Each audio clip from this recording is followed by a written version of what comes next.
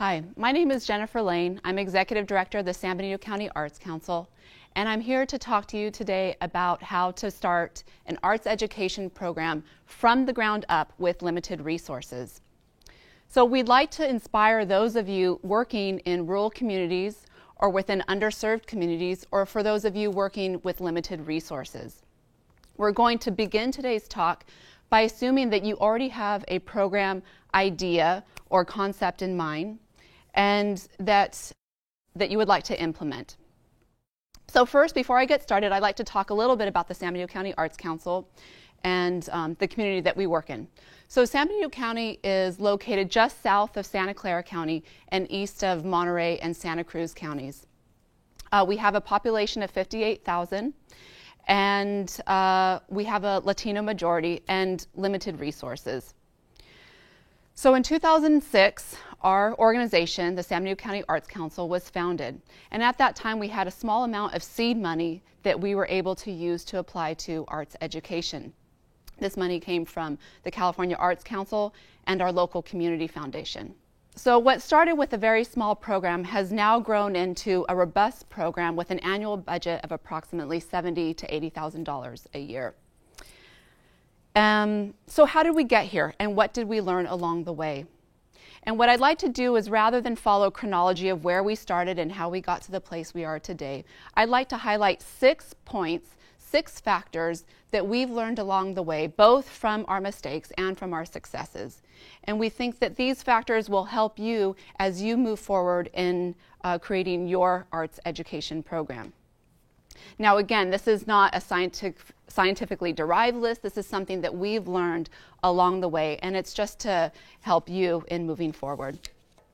So the first thing I'd like to talk about is collaboration and partnerships. Now, who are your stakeholders? Who are the people that you'd like to bring in and help you build your program? Who's going to help you achieve your goals?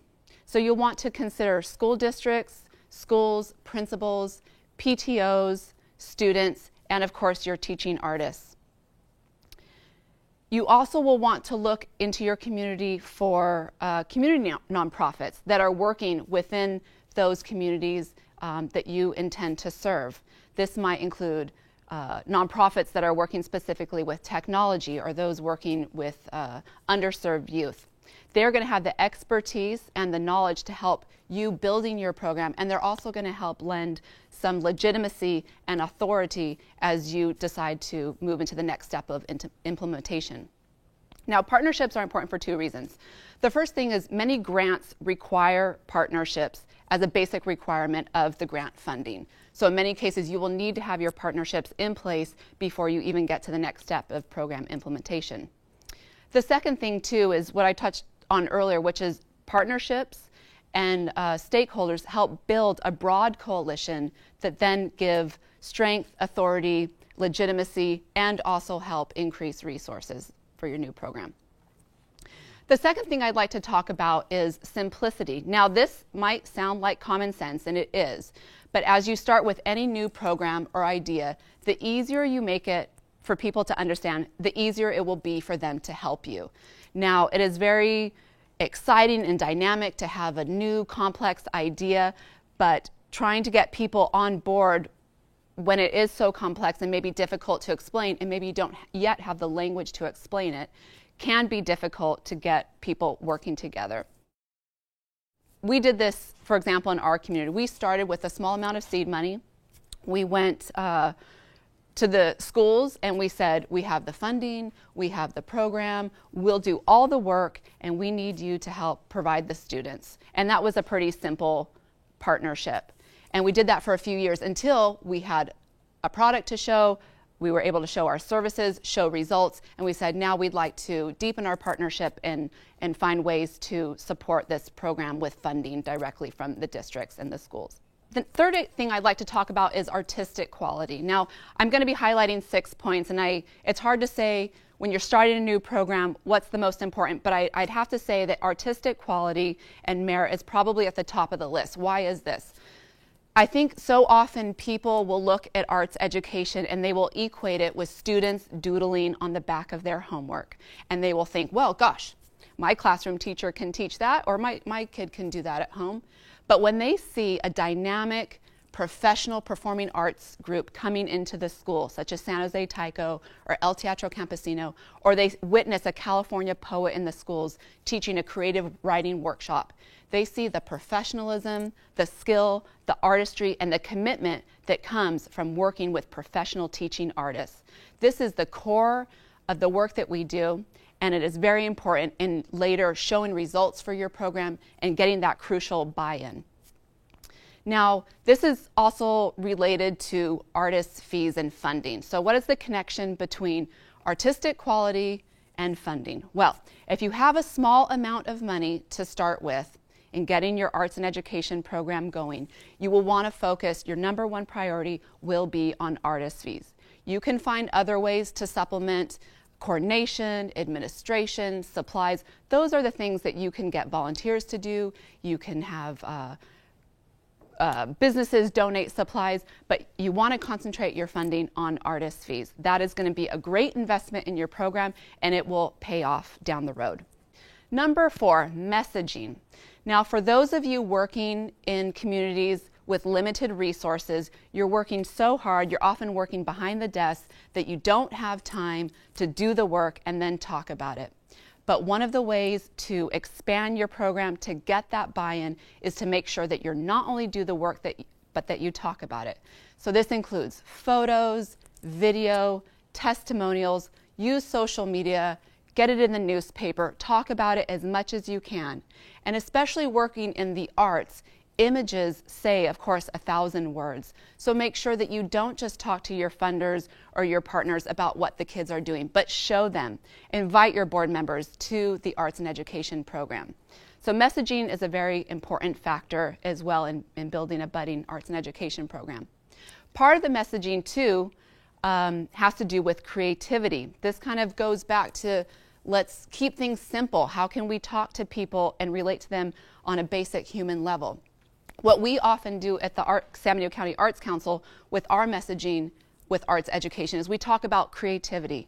So often people think, they hear art and they imagine it with a capital letter A, and they think fine arts and they think that's not something they can do or they can relate to. But everybody can relate to creativity, whether they are creative in the way they cook, or they express their creativity in fashion or dress or in designing their home. We all have creative urges and creative tendencies and have that need for creative expression. So talk about that when you're talking about arts education. Okay, fifthly, I'd like to talk about assessment and evaluation. So these are basic components of the program cycle. You will start by assessing need. Use your partners. Find out which groups should you be serving, which schools should you be working with, where is their need. Then you move into your program development, coming up with curriculum, coming up with logistics, scheduling, coordination, your artists. You have your program implementation, and you follow up with your evaluation. Now, working with this continuous cycle will help strengthen your program. It will help you expand your program. And this is something that you'll be doing on an ongoing basis. Utilize your resources. This may include local community foundations, United Way, youth organizations. You can also, there are tools out there for doing needs assessments within schools or districts. The California Alliance of Art Education has these tools available on their website, and they're out there for you to use. Now, doing an evaluation or assessment, you might have your own rubric or log of activity. That's great. It also could be something as simple as sitting down with the classroom teacher, the teaching artist, and talking about and taking notes. What worked, what didn't work. Use this information. Don't just move forward without knowing how it's really working. Be true to the program and to the feedback. And this works for expansion. How are we going to expand next year? Does it make sense to expand? Let's keep it small for a while as we move forward and build our resources. Okay, so lastly, and many times people think this is most important, funding. Funding is a very critical aspect in getting an arts and education program up and running. And this is also very difficult in communities with limited resources. So as with any investment that you may have, you want to create a diverse portfolio. And that way, if one funder pulls out or if one school backs out, your whole program's not going to fall apart. So what does a diverse portfolio look like in arts education? You will want to have, ideally, funding directly from your district, or the County Office of Ed. There are grant opportunities and grants from local government, state government, and at the federal level as well. So you have district funding, public grants. You are going to want to consider private grants from private funders as well, community foundations, United Way, other foundations working in your community and outside of your community as well. You will want to have a component for individual donations and school matches as well. So in our case, we get funding directly from the district that we've built up over time. And then we also ask the schools for a small school match, which they will often pull from discretionary funding or from their PTOs. And lastly, it's always great to have a category for earned revenue. We've created a whole series of community art education classes that are fee-based programs so that we have a stream of earned revenue coming in for students and adults taking classes at our facility in downtown Hollister. So a diverse portfolio will help guard you against changes in the funding environment. Maybe a grant goes away or a certain funder goes away. And it also helps guard you against changes in leadership. Maybe you have a great partnership with a certain school or a district and that person goes off. What are you going to do next? So this will help promote sustainability and growth over the long term. These 6 factors that I've highlighted are not meant to be conclusive. They're just some things that you will want to keep in mind as you build your arts and education program with limited resources. So we will have contact information available at the end of the show on the screen, and we invite you to get in touch with us. If you have any questions, we're more than happy to talk to you. And this is something we have learned and developed really from a grassroots level with limited funding to a robust, comprehensive arts and education program.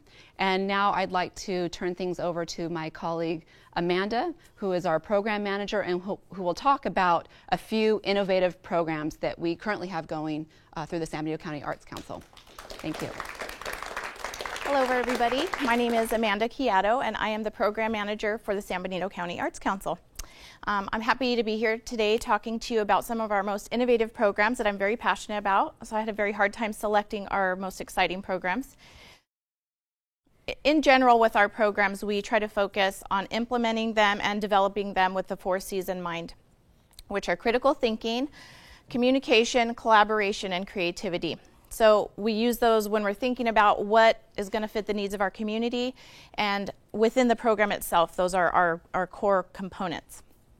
So one of the first innovative program I'd like to talk to you about, which is a staple program because it's been a part of our curriculum for many years now, is a residency that we host in collaboration with El Teatro Campesino.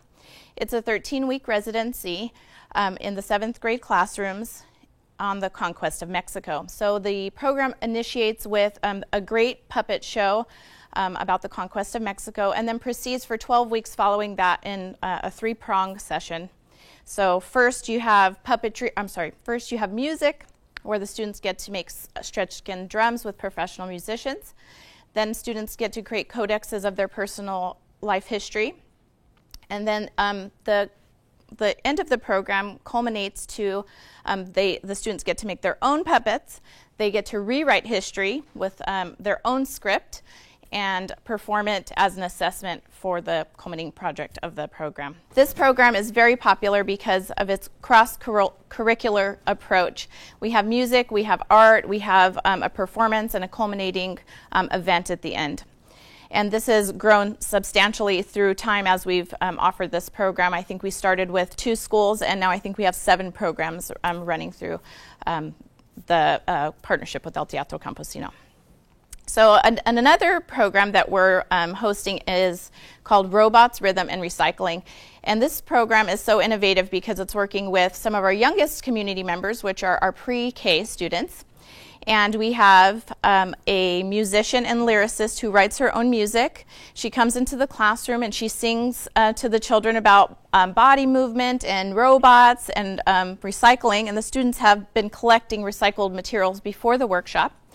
And then we have a second artist that comes who's a found object artist professionally in his own life, and he creates robots for the children out of found materials like Quaker Oats containers and toilet paper rolls. And so he shows his creations to the students. The students then get to create their own robots out of recycled materials. And they just totally love it. It's so fun. And what is really neat about this program is that following the program, we've gotten a lot of teacher feedback that says that the students can continue growing on this program by writing about it or presenting about it. So it's not an isolated moment in time. And we really hope that our programs do this, that they continue to reverberate outward, and so students can continue learning. A third program that I'd like to talk to you about, and since I'm a credentialed teacher, I'm very passionate about this program, is our teacher workshops. So we're working with a very beautiful book, and it's all about integrating arts across the content areas. It shows very practical ways to go into the classroom and to integrate arts into your curriculum very simply and effectively in fields such as music, poetry, dance. So what we do is we have a series of 4 workshops for teachers to attend. The workshops are free through a partnership that we have with the County Office of Education. And it shows teachers very hands-on methods to bring these bring art into their everyday curriculum. How can you bring it into, something that happens all the time and not just an isolated moment when you have a residency? So we've been getting a lot of positive feedback. We have had a lot of success with these programs. This is the second year that we've implemented these programs, and they're continuing to grow, so we're really excited about that one. Something that's been extremely popular in our area is Sammy's Animation Dance Community. He's a beautiful hip-hop dancer. We partner with him and we infuse the PE classes in our community with dance. It's a perfect and very natural fit for PE. It teaches children body awareness, confidence, and it meets them where they are. A lot of times, that's a perfect avenue. Hip-hop music, it's current, it's pop culture, and it fits great. He offers scholarships to students to continue their education in dance if they want to continue. And we have seen this program grow substantially over time. He goes in, takes over the PE classes, and you get hip-hop for a week. And he also goes to the school dances and dances with the students there so that they can bring their performance out to the school dances and stuff, which I think is really neat. The last component I'll talk about that is one of our innovative programs that I'm very proud of is our newest program, which is called Claymation.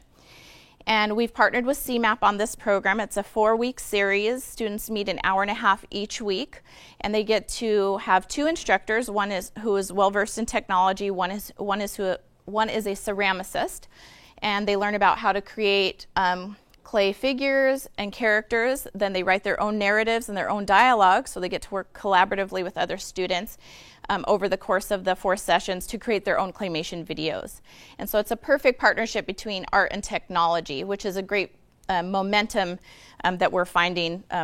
Which things can we fuse together? How can we hit multiple strands of art, technology, communication, critical thinking? How can we meet many of those in one isolated time so that it just keeps growing for the students? All of these programs, we are continuously evaluating their effectiveness through a lot of what Jennifer was talking about, discussion, formative assessments. So through that assessment process that we can continue to refine what we're offering, how we're assessing it, who are we reaching, because we really want all of our programs to be inclusive, we want them to be dynamic, and we really want them to fit the needs of our community, and all communities are different. So you really do have to go out there and see, what does my community need? What are they seeking? Find the need and fill it, and use your community as a resource to fulfill those needs. So that's about it for me. I am very excited about all of the programs that we're offering. Our most recent adventure has been with Poetry Out Loud. We have a student that is going to Sacramento to represent San Benito County. She performed a very dynamic poem recently, and so we're thrilled to go support her, and that's just one other component that we're extending through our arts and education program. So thank you very much for your time, and we look forward to communicating with you further. If you have questions, concerns, or you just want to bounce some ideas around, we look forward to talking to you. Thank you.